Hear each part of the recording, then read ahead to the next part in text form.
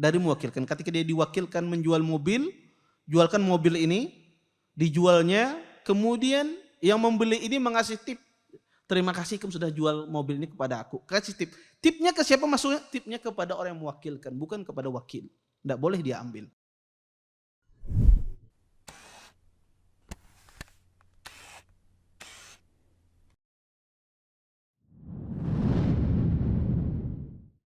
Assalamualaikum warahmatullahi wabarakatuh. Innal hamdalillah nahmaduhu wa nasta'inuhu wa nastaghfiruh wa na'udzu billahi min shururi anfusina wa min sayyiati a'malina. May yahdihillahu fala mudilla lahu wa may yudlil fala hadiya lahu. Asyhadu an la ilaha illallah wahdahu la syarika lah wa asyhadu anna Muhammadan abduhu wa rasuluh. Fa inna asdaqal hadits kitabullah wa khairul hadi hadi Muhammadin sallallahu alaihi wasallam wa syarrul umuri muhdatsatuha wa kullu muhdatsatin fid din bid'ah wa kullu bid'atin dhalalah wa kullu dhalalatin finnar. Amma ba'd. Bapak-bapak, ibu-ibu, ikhwan dan akhwat yang senantiasa dimuliakan oleh Allah Subhanahu wa taala. Alhamdulillah, segala puji bagi Allah Subhanahu wa taala dengan limpahan nikmat yang begitu besar, di antaranya nikmat iman, nikmat Islam, nikmat kesehatan, sehingga kita dimudahkan oleh Allah Subhanahu wa taala untuk melangkahkan kaki kita di tempat yang mulia ini. Mudah-mudahan apa yang kita cari, apa yang kita tuntut pada malam hari ini mendatangkan berkah dari Allah Subhanahu wa taala dan kita dapat mengambil manfaat dari apa yang akan disampaikan nantinya. Bapak, Ibu, ikhwan dan akhwat yang dimuliakan oleh Allah Subhanahu wa taala, kita lanjutkan kajian kita tentang syarah kitab Bulughul Maram. Wa an Jabir ibn Abdullah radhiyallahu taala anhuma qala: Aradtul khuruja ila Khaybar فأتيت النبي صلى الله عليه وسلم فقال: إذا أتيت وكيلي بخيبر فخذ منه 15 وثقا. رواه أبو داود وصححه. Dari Jabir bin Abdullah radhiyallahu taala anhu, beliau berkata, aku hendak pergi ke daerah Khaybar, maka aku pun datang kepada Rasulullah sallallahu alaihi wasallam. Lalu Nabi pun bersabda, kata beliau, jika engkau telah mendatangi wakilku di Khaybar, maka ambillah darinya 15 wasak. 15 wasak itu sama dengan, satu wasak itu sama dengan 60 sok. Sedang satu sok sama dengan 3 kilogram atau 2,5 kilogram. Maka 15 wasak itu sama dengan kurang lebih 2,7 ton atau 2,25 ton. Bapak, Ibu, ikhwan dan akhwat yang dimuliakan oleh Allah Subhanahu wa taala, hadis ini yang kita bacakan tadi, hadis ini kalau kita lihat dari sisi sanadnya, hadis ini lemah. Kenapa lemah? Karena di dalam sanadnya ada seorang rawi yang mudallis, yaitu Muhammad ibnu Ishaq. Dia meriwayatkan hadis ini secara an-anah. Dia meriwayatkan dengan kalimat an, tidak mengatakan saya diberitakan, tapi dia mengatakan dari fulan, dari fulan. Maka hadis ini dilemahkan oleh para ulama. Tetapi hadis ini dijadikan dalil oleh sebagian ulama tentang masalah wakalah. Apa itu masalah wakalah? Masalah wakalah itu adalah masalah perwakilan, yaitu menjadi wakil seseorang di dalam masalah muamalah. Wakalah ini tentunya diperbolehkan di dalam agama Islam. Walaupun hadis ini lemah, nanti ada hadis-hadis berikutnya adalah yang sahih menjelaskan bolehnya tentang wakalah perwakilan di dalam masalah muamalah. Wakalah ini, Bapak, Ibu, ikhwan dan akhwat yang dimuliakan oleh Allah Subhanahu wa taala, disebut oleh para ulama wakalah ini adalah aqdun jaiz. Akad yang diperbolehkan. Maksudnya apa? Akad itu di dalam jual beli ada dua. Aqdun lazim dan aqdun jaiz. Aqdun lazim, akad yang mengikat. tidak bisa satu pihak itu membatalkan dengan sepihak. Itu disebut akad lazim. Antara penjual misalnya dengan pembeli. Kalau terjadi akad lazim, maka tidak bisa satu pihak itu membatalkan. Contoh seperti sewa menyewa. Saya menyewa rumah dengan fulan. Akadnya 1 tahun. Setengah tahun berlalu yang pemilik rumah mengatakan, sudah cukup aja Ikam menyewa di rumahku ini. Ikam keluar aja sudah. Kenapa? Yang penting Ikam keluar. Sekarang sih dia menyewakan yang lebih ganda lagi lawan orang lain. Ya. Duit Ikam yang semalam sudah aku kembalikan. Apakah boleh demikian? Tidak boleh. Itu akad lazim. Kecuali yang menyewa ini mau dia, nggak apa-apa. Kalau pengen kembalikan duit ulun seutuhnya kan apa-apa. Pengen usir wihini pun akan keluar misalnya. Iya. Kalau dia ridha nggak ada masalah. Itu disebut dengan akad lazim. Harus dari dua belah pihak setuju. Tetapi wakalah ini disebut dengan akad jaiz. Akad jaiz ini apa? Akad jaiz ini salah satu pihak itu boleh dia membatalkan kapan saja kalau dia mau. Kapan saja dia batalkan bisa. Tanpa harus dia meminta persetujuan orang yang mewakilkannya. Atau sebaliknya, orang yang mendelegasikan, mewakilkan ini dia membatalkan kepada wakilnya. Ikam kada jadi lagi wakilku, boleh. Kapanpun dia batalkan. Maka ini disebut dengan akad jaiz. Jadi dari satu pihak, baik itu pihak yang wakil atau yang mewakilkan, kapan saja bisa membatalkan wakalah ini. Kemudian wakalah ini Bapak Ibu, ikhwan dan akhwat yang dimuliakan oleh Allah Subhanahu wa taala, wakalah ini boleh dalam segala hal. Boleh wakalah ini di dalam muamalah, boleh. Boleh wakalah ini di dalam jual beli, boleh. Anda mewakilkan seseorang untuk membeli barang Anda, boleh, tidak ada masalah. Dan juga boleh wakalah ini di dalam masalah pernikahan, boleh, tidak masalah. Gimana Ustaz dalam masa pernikahan? Contoh misalnya, seorang yang ingin ijab dan qabul.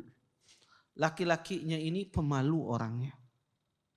Dia ingin menikahi wanita tapi malu, mengatakan qabiltu nikahaha, saya terima nikahnya, malu dia, penyupat orangnya. Akhirnya dipanggil, Ustaz, pian dia jadikan wakil ulun.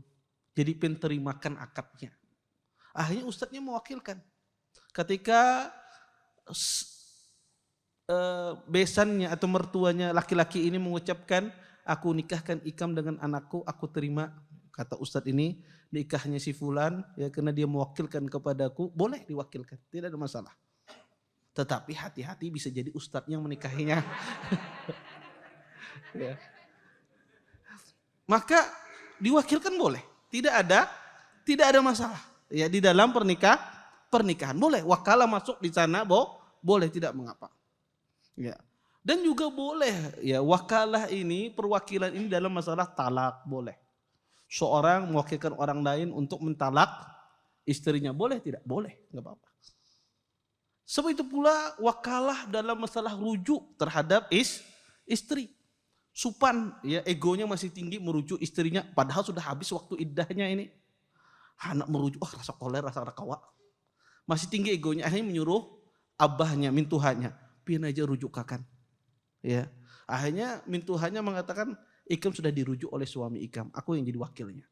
Boleh tidak? Boleh, nggak ada masalah. Maka wakalah ini boleh dalam perkara-perkara ibadah, dalam perkara muamalah, dalam perkara pernikahan, perkara talak, dan juga wakalah ini boleh pada sebahagian ibadah. Pada sebahagian ibadah wakalah ini diperbolehkan, perwakilan. Dan pada sebahagian ibadah tidak boleh. Pada sebagian ibadah yang boleh adalah kalau ibadah itu sifatnya bentuknya berupa ibadah maliyah. Sifatnya berupa ibadahnya bentuknya harta. Seperti bersedekah. Anda mewakilkan orang lain untuk bersedekah. Atau Anda berikan hadiahnya ini, pahalanya ini untuk orang lain. Boleh tidak? Boleh, nggak ada masalah. Bahkan ke orang yang meninggal pun boleh. Anda hadiahkan pahala tersebut kepada orang yang meninggal. Anda wakilkan pahalanya kepada orang yang meninggal, maka tidak mengapa. Kalau dalam bentuknya harta. Tetapi kalau ibadah yang bentuknya fisik seperti sholat, ya, maka ini tidak boleh. Anda mewakilkan ya ke orang lain untuk melaksanakan ibadah tersebut tidak boleh. Contoh misalnya, urang apa ngoleh benar. Ikam kau kah sholat asana aku sholat 5 waktu. Boleh tidak? Tidak boleh. Perwakilan di dalam ibadah. Ya. Ya. Tidak boleh. Ya. Walaupun dia upas tidak boleh. Sebab itu pula perwakilan dalam membaca Al-Quran. Aku ini biar dapat pahala Quran nih. Ya. Aku wakilkan ikam membaca Quran pahalanya asana aku. Boleh tidak? Tidak bisa. Ya. Taib. Ada ibadah yang boleh, ibadah fisik, tetapi dia tidak fisik murni, gabungan antara ibadah fisik dengan harta, yaitu haji dan umrah, itu boleh diwakilkan. Bagi orang yang tidak mampu berhaji, seperti orang tersebut sudah lanjut usia, tidak memungkinkan dia berangkat, fisiknya sudah nggak bisa lagi berangkat. Kalau berangkat si Dini naik pesawatnya langsung meninggal sudah. Ya, fisiknya sudah nggak memungkinkan untuk apa? Berangkat. Boleh diwakilkan? Boleh. Berdasarkan hadis Nabi SAW, ada seorang sahabat menghajikan haji syubrumah. Ya. Kata sahabat ini dia bertalbiyah, labbaika an syubrumah. Kemudian kata Nabi, man syubrumah? Siapa syubrumah itu? Kemudian kata sahabat ini, jiranun li ya Rasulullah. Tetanggaku wahai Rasulullah. Kata Nabi, apakah engkau sudah berhaji? Kata orang ini, belum. Haji dulu untukmu, baru nanti tahun berikutnya baru kamu hajikan syubrumah. Ini menunjukkan boleh adanya perwakilan dalam ibadah haji dan umrah. Dengan syarat tadi orang tersebut uzur atau dia sudah meninggal. Nah, di sini hadis kita ini berbicara tentang masalah perwakilan di dalam muamalah. Nabi SAW ya, mengatakan kepada sahabat yang mulia ini, jika engkau datang di tempat tersebut di Khaybar, maka ambillah ya 15 wasak dari wakilku. Di sini Nabi mewakilkan sahabat ini untuk ya mengambil 15 wasak. Dan ini tentunya dalam masalah muamalah. Kata para ulama, wakalah ini boleh ya di dalam muamalah. Dalilnya adalah ini. Dan para ulama mensyaratkan seorang wakil itu hendaknya dia adalah seorang yang balik dan berakal. Ya.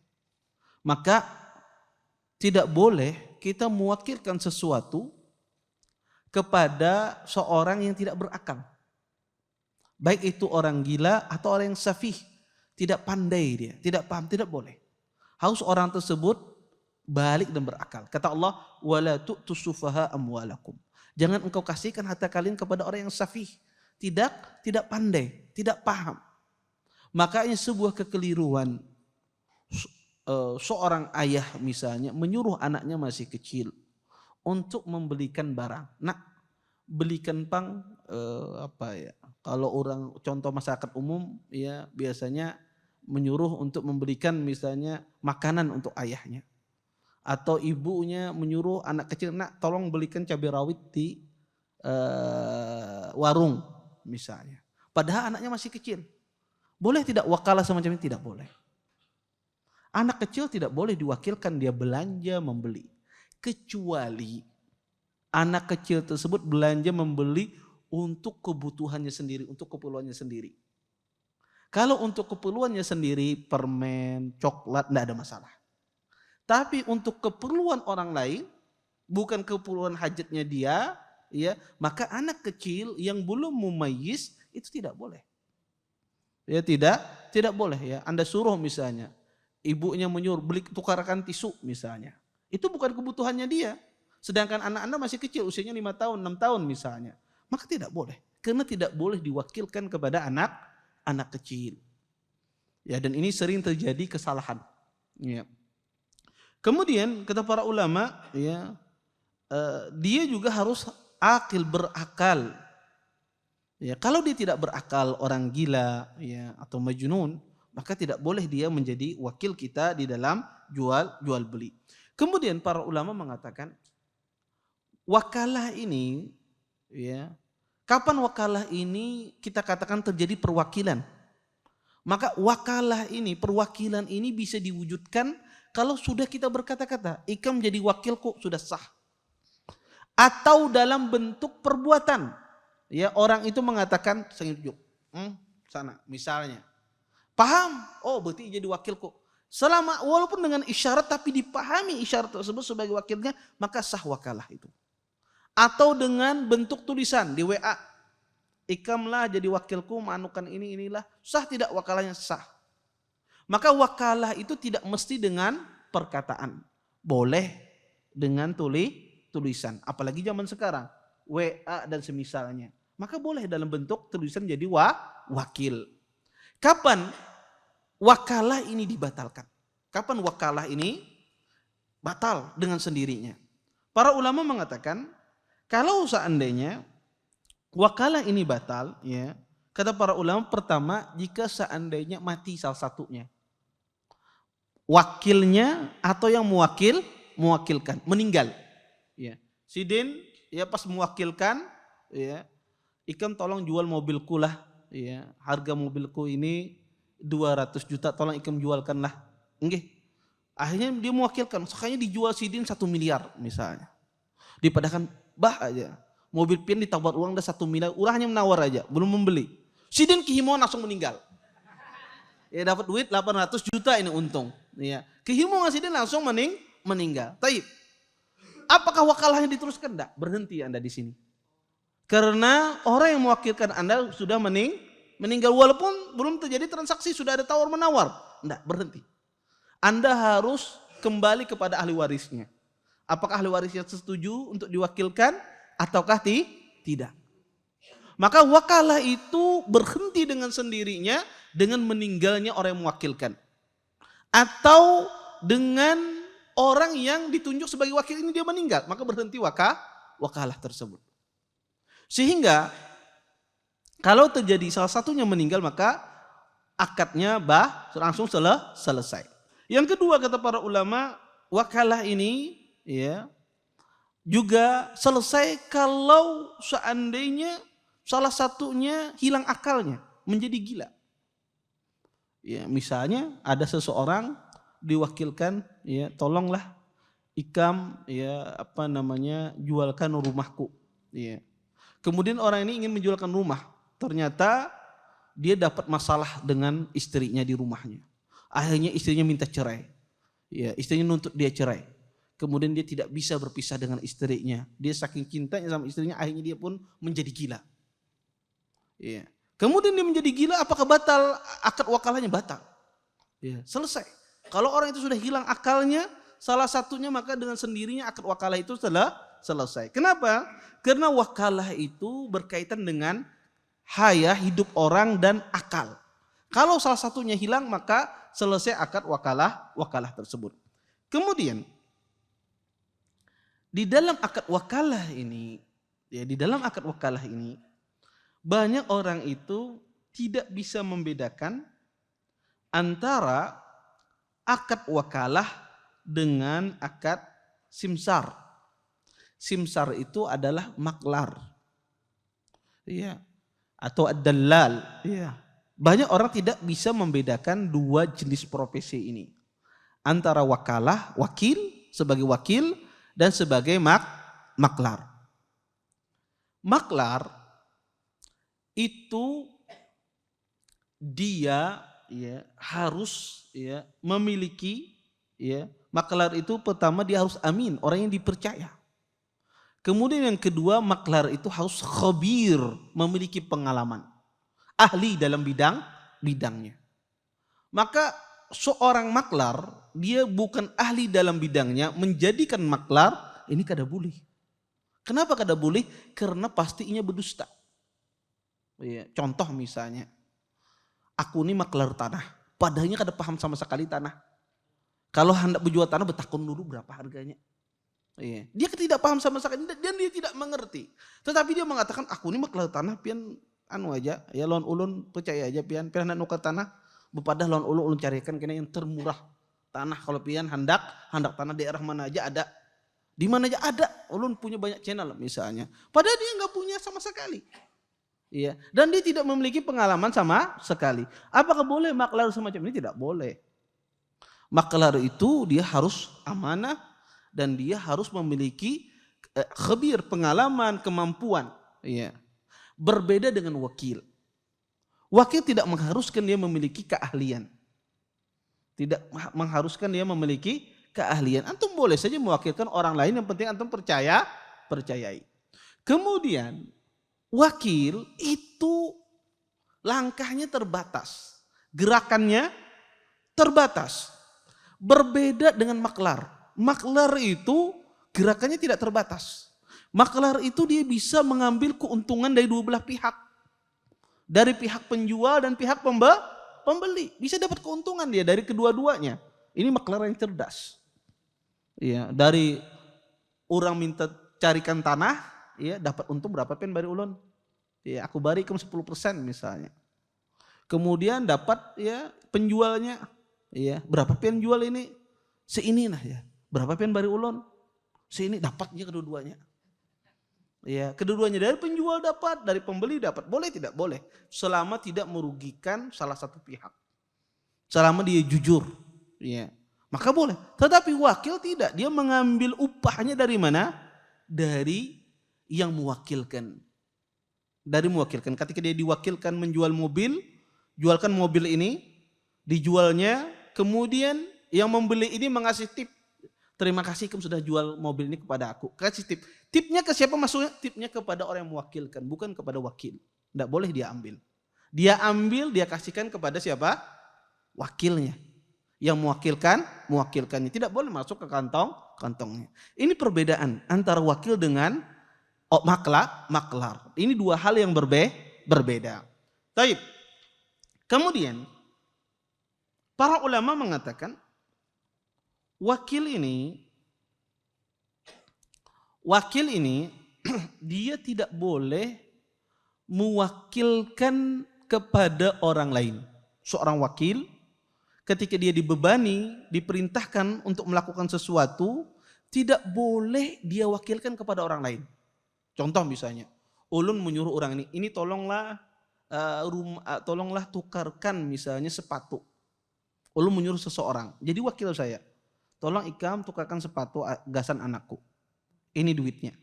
Carikan harganya yang sekitar 200.000 aja yang paling larang. Taib. Ketika saya kasihkan uang, kemudian orang yang saya suruh ini dia mencari orang lain lagi. Pian tolong tukarkan asan git ustad. Boleh tidak? Tidak boleh. Karena saya mewakilkan ke dia. Dia tidak boleh mewakilkan ke orang lain. Kecuali dalam beberapa kondisi. Kecuali di dalam beberapa kondisi boleh kita wakilkan kepada orang lain. Pertama, kondisinya adalah jika saya mengatakan ini tolong belikan untuk anak saya baju yang harganya kurang lebih 100.000 misalnya. Tetapi kalau antum kada bisa, silahkan antum wakilkan cari yang lain, suruh orang lain kalau antum kada kawa. Saya berkata demikian kepada orang tersebut, boleh dia mewakilkan kepada orang lain. Karena ada izin dari saya yang mewakilkan. Ini kondisi pertama yang dibolehkan. Kondisi yang kedua adalah kalau seandainya orang yang disuruh itu, orang yang disuruh menjadi wakil kita ini tidak pantas untuk melakukan pekerjaannya. Contoh misalnya, si Din ini misalnya seorang hakim atau seorang misalnya pejabat penting misalnya di negara. Kemudian ulun ini hendak safar. Kebutuhannya bertetangga lawan pejabat ini. Ulun ini hendak safar, ada sapi perah ulun tolong pen perahkanlah tiap hari.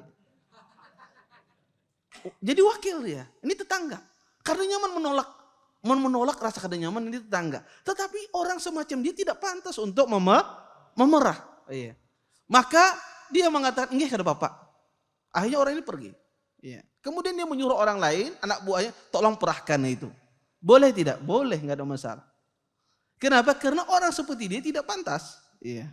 Tetapi dia tidak menolak. Kenapa? Karena ingin melihat khawatirnya agar tidak orang ini dendam, tidak benci sama dia. Dia terima. Maka ini diperbolehkan. Iya. Kemudian Kondisi yang ketiga itu diperbolehkan seorang itu mewakilkan kepada orang lain jika seandainya orang itu tidak mampu.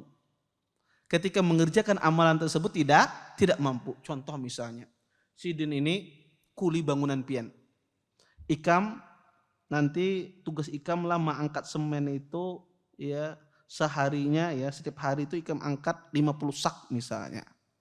Ya 50 sak. Sidin ini kurus kering. Penyakitan pulang sudah tua misalnya.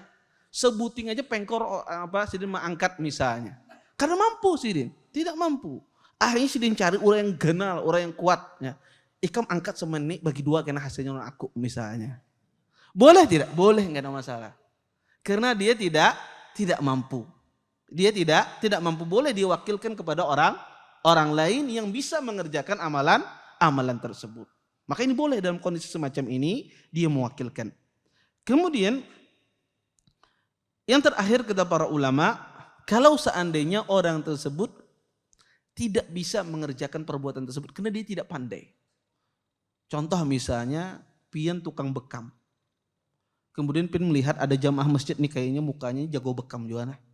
Panggil sini, Ika maulah jadi wakil kok hendak safar nah ke Surabaya 5 hari, Ika menggantikanku praktek bekam di sini. Sidin ini takutan. Kedua ini menjawab, iya ingin kata bapak. Padahal kada paham lah sama sekali tentang masalah bekam, tidak paham dia. Membekam orang mestinya darahnya mencurat keluar ya kasih stop-stopan. Salah metodenya. Ya tidak paham dia. Dia tidak bisa sama sekali. Tetapi karena kada nyaman non Sidin ini penuhannya di masjid misalnya. Ya Sidin sudah lawas benar. Kalau ditolak Sidin ini sarik kada menagur ulun karena selama 2 bulan misalnya kada kawa ulun. Ya. Akhirnya apa? Akhirnya dia terima. Padahal dia tidak ahli di dalam bidangnya. Kemudian dia mencari orang yang ahli. Dalam masalah bekam, tolong bekam pengganti si fulan. Boleh tidak? Boleh, nggak ada masalah. Dalam kondisi semacam ini kondisi yang diperbolehkan seorang wakil mewakilkan orang lain tanpa izinnya yang mewakilkan. Taib, kita lanjutkan ke hadis berikutnya. Wa an Urwah al-Bariqi radhiyallahu taala anhu anna Rasulullah sallallahu alaihi wasallam ba'asa ma'ahu bidinarin yashtari lahu udhiyatan al-hadis rawal Bukhari fi asna'i hadisin wa qad taqaddam. Dari Urwah al-Bariqi radhiyallahu taala anhu bahwasanya Rasulullah sallallahu alaihi wasallam mengutus Urwah al-Bariqi dirinya sambil membawa beberapa dinar untuk membeli hewan kurban. Hadis ini dikeluarkan oleh Imam Al-Bukhari. Hadis ini sebetulnya sudah pernah kita bahas pada pembahasan jual beli, tapi tidak mengapa kita ulang hadis ini. Hadis Urwah Al-Bariqi ini adalah Urwah Al-Bariqi ini disuruh oleh Nabi untuk membeli hewan kurban, ya, kambing. Dikasih uang oleh Nabi 1 dinar untuk membeli hewan kurban yaitu kambing. Urwah Al-Bariqi ini sahabat yang sangat cerdas dalam berdagang. Ya, luar biasa. Sehingga ketika dikasih oleh Nabi 1 dinar, dia belikan kambing. 1 dinar dikasih Nabi ini, dia belikan kambing. Kemudian kambing itu dijual lagi sama dia. Dijual lagi, kemudian dapat uang, dibelikan lagi kambing. Akhirnya apa? Dia dapat seekor kambing plus dapat uang 1 dinar. Kemudian datang kepada Nabi SAW, dikasihkan kambingnya kepada Nabi dan dikembalikan lagi uang Nabi. Ya Rasulullah, hadhi udhiyatuk, wahai Rasulullah, ini adalah hewan kurbanmu dan ini uangmu. Dikembalikan. Maka Nabi SAW mendoakan kepada sahabat ini kalau seandainya dia jual pasir pun laku sahabat ini. Ya, karena saking pintarnya. Dan subhanallah emang ada sebagian orang itu emang ahli ya di dalam berdagang. Ya. Inya kada bisi modal mulut aja dan ada jadi duitnya. Ya. Iya, modal pakai WhatsApp aja, jadi duit, ya. Ya, jadi perantara aja bahkan ini paling banyak dapat faedahnya daripada pedagang yang serongan. Iya, karena masya Allah manusia itu ada orang yang luar biasa ya. Allah berikan insting naluri bedagangnya. Ada juga orang kada kau berdagang sama sekali, haru-haru rugi aja. Emangnya kada cocok? Iya kada cocok. Ini cocoknya jadi pegawai. Ya, jadi pekerja, karena cocok jadi pedagang. Masya Allah, Allah jadikan manusia itu beraneka ragam. Ya. Ada orang cocok jadi pedagang, kalau dia jadi pegawai kan mau begawi orangnya. Hanya hobi berdagang. Ya. Ada yang hobinya apa? Sukanya disuruh. Kalau kada disuruh kada kawainya otaknya kada jalan. Ada orang semacam itu ya, dan Allah jadikan macam-macam manusia. Ya. Maka sahabat ini Arwah Al-Bariqi ini terkenal ya, dia pintar dalam berdagang. Tetapi di sini Hafidz Ibnu Hajar membawakan kisah Urwah Al-Bariqi ini ya dalam rangka bahwasanya Nabi SAW mewakilkan kepada Urwah Al-Bariqi ini untuk membeli hewan kurban. Jadi Nabi mewakilkan Urwah ini untuk membeli hewan kurban. Tetapi yang dilakukan Urwah ini apa? Tasarruf fuduli. Tasarruf fuduli itu apa yang beliau lakukan? Beliau melakukan di luar apa yang diperintahkan. Di sini beliau disuruh oleh Nabi membeli hewan kurban. Beliau beli hewan kurbannya, kemudian dijual lagi, kemudian beli lagi kambing, dapat untung. Ini di luar apa yang diperintahkan. Makanya kata para ulama, tasarruf fuduli ini boleh apa tidak? Tasarruf fuduli ini boleh kalau diizinkan oleh pemilik barang, oleh pemiliknya. Maka dia menjadi boleh kalau diizinkan. Ya. Atau kita besar kemungkinannya yang mewakilkan kepada kita ini mengizinkan apa yang kita lakukan. Contoh misalnya, pian disuruh jual lah HP ini lah 3 juta aja, jangan lebih. Ya ini kayaknya paling mahal 3 juta. Itu jun amun jual yang payu, ada yang nukari misalnya. Oh iya kah? Iya, Jesidin paling larang 3 juta. Ternyata ada yang menawar 10 juta. Misalnya. Iya. Karena yang menjual ini misalnya Ustadz ada berkahnya misalnya. Misal. Iya. Akhirnya orang 10 juta nih Pak Yu. Iya. Maka padahal dia diamanahi untuk menjual 3 juta, tetapi si Din ini kira-kira dikasih 10 juta himung gak ada? Himung. Iya. Amun kada himung ini ada sesuatu. Iya. Ini pasti himung. Orang dikasih apa? Lebih. Iya. Kemudian dia jual. Dia jual dengan harga 10 juta. Ini tasarruf fuduli namanya. Iya, melebihi dari apa yang diwakilkan. Tetapi di sini apa maslahat untuk si yang mewakilkan, bukan maslahat yang wakil. Taib. Apa hukumnya? Boleh kalau diizinkan. Boleh kalau diizinkan. Kalau sudah dia jual kemudian diizinkan maka nggak ada masalah jual belinya. Kalau seandainya tidak diizinkan maka dikembalikan. Kalau tidak diizinkan maka dikembalikan. Ini disebut dengan tasarruf fuduli. Nah, tasarruf fuduli ini ya, seorang wakil itu tidak boleh dia keluar dari batas apa yang diwakilkan. Makanya kalau terjadi apa-apa di dalam wakalah, di dalam perwakilan, terjadi sesuatu dalam entah itu barang yang kita suruh untuk memperjualbelikannya dan ternyata ada musibah, siapa yang menanggung kerugian? Yang menanggung kerugian adalah orang yang mewakilkan, bukan seorang wakil. Contoh, saya titip barang kepada si fulan, kamu jadi wakil saya, tolong jualkan berlian ini ke Kaltim misalnya, ke Kalimantan Timur. Ya, di sana banyak orang ya suka beli berlian. Saya wakilkan kepada fulan, tolong jual berlian ini ke Kalimantan Timur. Dia bawa, ya, dia bawa naik pakai bis, ya, ditaruh di kantong. Ketika turun dari bis, ya, dicuri orang, ya, dicuri orang dan dia berusaha sudah menjaga, tetapi dicuri orang. Taib. Siapa yang mengganti? Siapa yang menanggung kerugian? Yang menanggung kerugian adalah orang yang mewakilkan, bukan wakil ini. Wakil ini tidak menanggung kerugian. Kalau seandainya dia melakukan sesuai dengan apa yang diperintahkan. Kalau itu disebabkan akibat keteledoran dia, akibat kelalaian dia, maka orang tersebut wajib dia mengganti. Wakil tersebut wajib dia mengganti. Ikhwan dan akhwat yang dimuliakan oleh Allah Subhanahu wa taala, kita teruskan sedikit. Di dalam wakil ini sebagaimana kita jelaskan tadi, dia tidak mengganti kalau seandainya tidak ada faktor kelalaian. Kalau seandainya ada faktor kelalaian, maka dia mengganti. Ya. atau keteledoran dia mengganti. Gimana contohnya? Misalnya dia disuruh diamanahi ya sebagai wakilnya ya untuk ya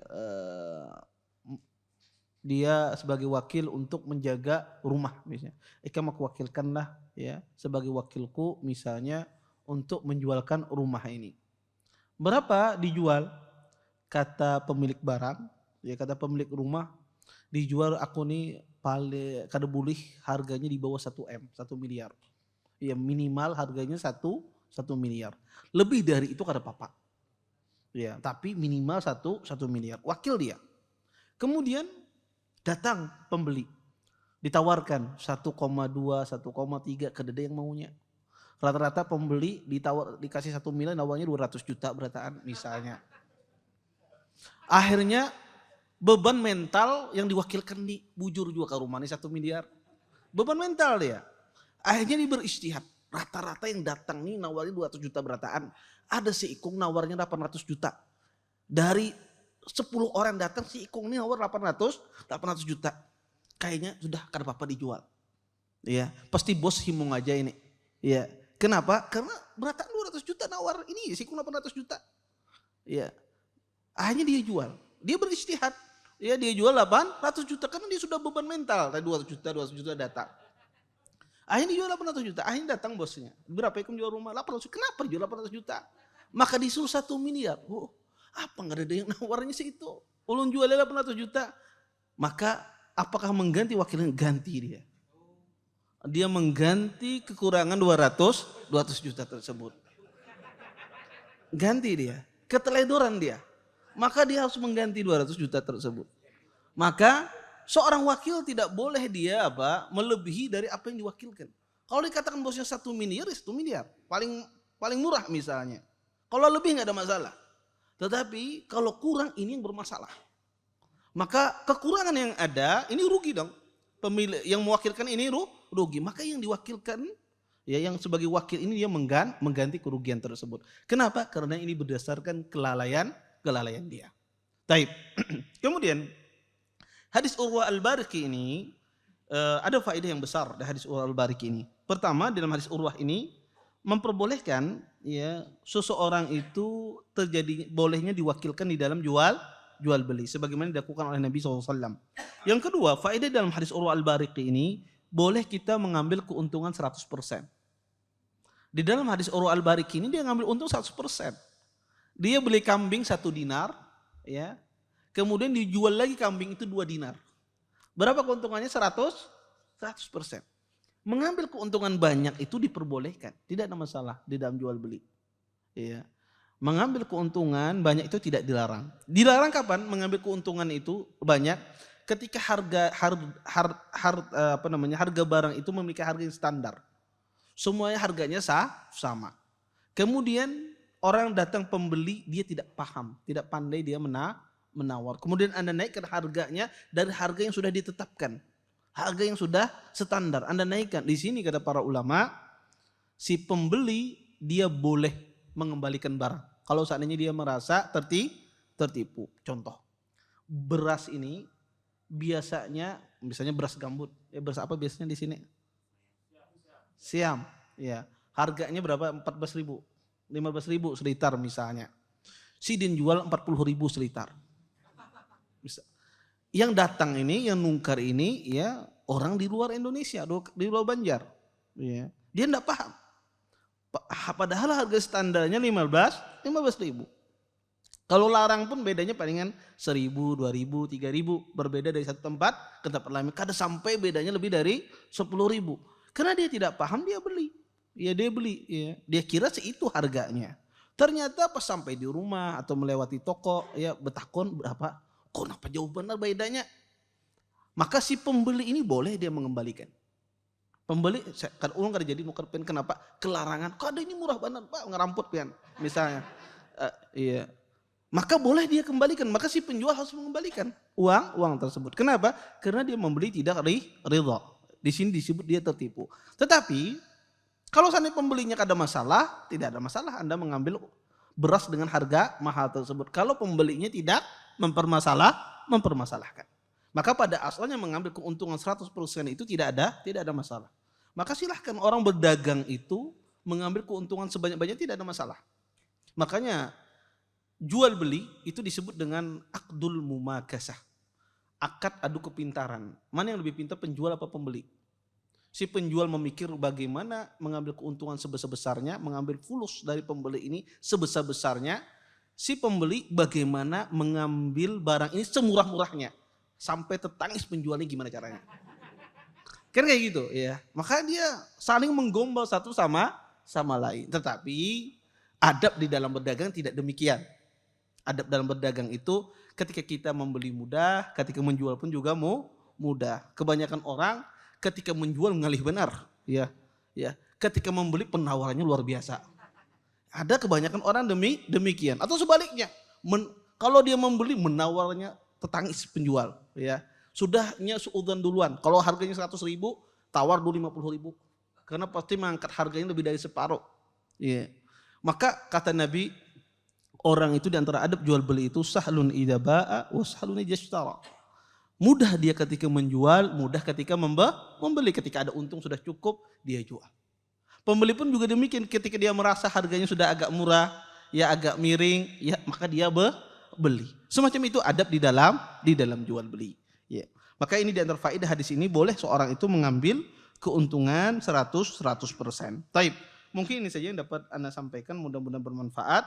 Kalau ada pertanyaan silakan tafadhol. Kalau yang mau bertanya. Bismillah. Ustaz, bolehlah kita meminta upah dari yang mewakilkan ke kita. Misalkan kayak Pian menyuruh tukarakan nih kendaraan atau mobil atau HP. Minta Ustaz upahnya kena 10.000 misalkan ongkir, kena pulang menawar apa segalanya jadi 100.000. Boleh lah itu. Ya. Wakil itu ada wakil disebut dengan wakil bil ujrah. Ada yang disebut dengan wakil at-tatawwu. Wakil bil ujrah itu wakil yang meminta upah. Apakah boleh? Boleh, tidak ada masalah. Ada wakil tatawwu, wakil yang tidak meminta upah, karena mau minta upah dia. Iya. Maka itu boleh. Seorang wakil itu boleh dia meminta upah kepada orang yang mewakilkannya. Maka tidak mengapa. Nanti disepakati berapa upahnya. Kalau seandainya tidak ada kesepakatan, insya Allah paham aja yang mewakilkannya berapa memberi misalnya. Maka itu dilihat urufnya. Urufnya biasanya kalau jual kayak gini berapa dikasih orang ini. Ya, maka dilihat dari sebuah uruf, ya. Sekalinya sih dia mengasih kada sesuai uruf sete, ya. Jauh benar, ya, jedam benar misalnya. Iya. Makanya kada mau banyu jin tertitik kali di tangan tidak nenek. Misalnya. Maka ini tidak boleh. Dia harus mengasih sesuai uruf yang ada di jual beli tersebut. Kalau misalnya wakil semacam ini dikasih 5% misalnya, maka dia kasih 5%. Maka tidak boleh keluar dari uruf kalau tidak ada kesepakatan sebelumnya. Wallahu ta'ala alam. Cidin dulu belakang. Bismillah. Assalamualaikum Ustaz. Jual beli tanah Ustaz.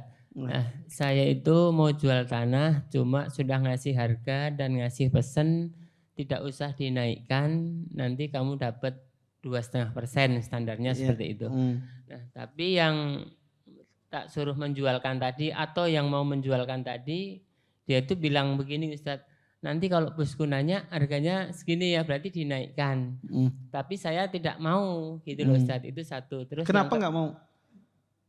Maksudnya jadi saya kan disuruh bohong kan Ustadz. Kan misalnya tadi kan 800 juta gitu kan, berarti 1 meternya 800. Nah saya itu kalau ditanyain bosnya disuruh bilang 850 begitu Ustadz. Itu satu. Nah yang kedua tadi kan menjualkan nabi tadi kan 1 dinar dijual. Nah kalau misalnya disuruh menjualkan ini HP ku jualkan 1 juta gitu Ustadz. Tapi sama yang tak suruh menjualkan itu dijual 1 juta lebih misalnya. Nah tapi kan uangnya tidak dikasih ke saya. Nah itu hukumnya apa Ustaz? Ya. Terima kasih. Kasus antum yang antum tanyakan tadi, jazakallahu khair, itu mirip dengan maklar. Kayak tanah tadi, itu sebetulnya bukan wakil tapi dia maklar. Dia maklar, bukan wakil. Maka kalau maklar dia harus amanah. Tidak boleh dia merugikan baik itu orang yang pembeli ya ataukah penjual. Ini maklar. Dia tidak boleh merugikan kedua belah pihak. Contoh misalnya, harga tanah itu misalnya 800.000 per meter. Makrufnya semacam itu. Kemudian dia bilang nanti kalau bosku nanya naikkan harganya 1 juta per meternya. Padahal harga standarnya 800 meter, 800.000 per meternya. Maka di sini dia melakukan kebohongan. Dia tidak amanah, tidak boleh. Dia tidak boleh. Berbeda dengan kasus Urwah Al-Bariki tadi. Kasus Urwah Al-Bariki tadi dia adalah seorang wakil, bukan seorang maklar. Maka maklar itu dia harus amanah. Maka ketika harga tanah itu 800.000, dia datang kepada bosnya harganya 800.000. Berapa pian bari ulun? Misalnya semacam itu. Atau sebaliknya, harga tanah itu mungkin 1 juta pasarannya. Tapi yang menjual ini ketika melihat maklar ini maras mukanya, melihat 700.000 juga nggak apa-apa dijual misalnya. Iya. Tapi dia tidak mematok 700.000 kan ada masalah. Kemudian dia datang kepada bosnya, tanah ini harganya 900.000. Padahal tanah itu harganya 1 juta. Boleh tidak dia mengatakan kepada bosnya? Boleh, nggak ada masalah. Nggak ada masalah. Kenapa? Karena di sini dia tidak merugikan bosnya tersebut. Karena asalnya harga tanah itu 1 juta. Iya. Tidak ada masalah kecuali yang pemilik tanah kada mau. Iya. Tapi kalau saatnya pemilik tanah kada masalah, dia bilang 900.000 harganya. Boleh tidak? Boleh, nggak masalah. Itu namanya maklar. Di sini dia amanah. Kenapa amanahnya? Karena dia mengatakan sebenarnya bahwasanya tanah itu murah. Ya karena pasarannya 1 juta. Dan dia dapat 900.000 walaupun di sini mengatakan 700.000. Ya maka dia mengambil ini tanahnya dijual 900.000 bos. Ya saya dijual 900.000. Maka dia mengatakan antum jual 900.000. Ana nanti minta 200.000 dari antum misalnya. Boleh, nggak ada masalah. Kemudian dia ngambil dari bosnya juga, boleh tidak mengapa. Nah lain halnya melebihi dari sesuatu yang normal. Ya, di sini dia berdosa karena dia tidak amanah di sini.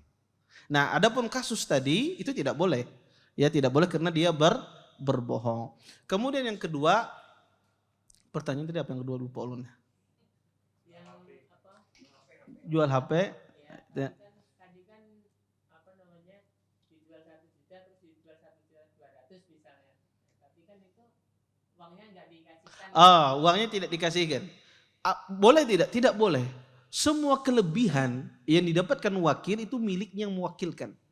Saya katakan jual HP ini 1 juta. Ternyata dia jual 1.200.000. Dia wakil saya. Maka kelebihan 200 itu dikasihkan ke saya. Bukan masuk kantongnya. Nanti karena dia sudah dapat dari saya fee. Ya, dari dapat saya gaji. Entah itu gaji, entah itu kesepakatan dalam bentuk persen misalnya. Maka tidak boleh masuk kepada wakil tersebut uang 200.000. Harus dia kasihkan kepada yang punya barang. Wallahu taala alam. Baik. Sudah, alhamdulillah. Ada lagi yang lain? Ya. Singkat Ustaz. Dalam perwakilan ini apakah ada persyaratannya kalau pemilik laki-laki maklarnya atau perwakilannya perempuan Ustaz? Yang diwakilkan itu perempuan atau pemilik laki-laki, cuma yang melakukan perwakilan atau iya. Karena masalah ya perempuan menjadi wakil laki-laki selama ada batasan-batasannya, tidak perempuan tersebut ya dia tidak berduaan berkhelwat ya. Tidak masalah ya. Bahkan kadang-kadang perempuan lebih jago maklarnya pada laki-laki. Ya, kadang-kadang ibu-ibu lebih hebat ngomongnya apa macam ya. Kadang-kadang tersihir ya. Wah, ini murah, bujuran murah ya, luar biasa ya. Maka boleh saja tidak ada masalah. Atau sebaliknya yang punya barang perempuan, maklarnya laki-laki, boleh tidak? Boleh, tidak ada masalah. Selama batasan syariat dijaga. Wallahu taala alam. Baik, silakan. Waalaikumsalam warahmatullahi wabarakatuh.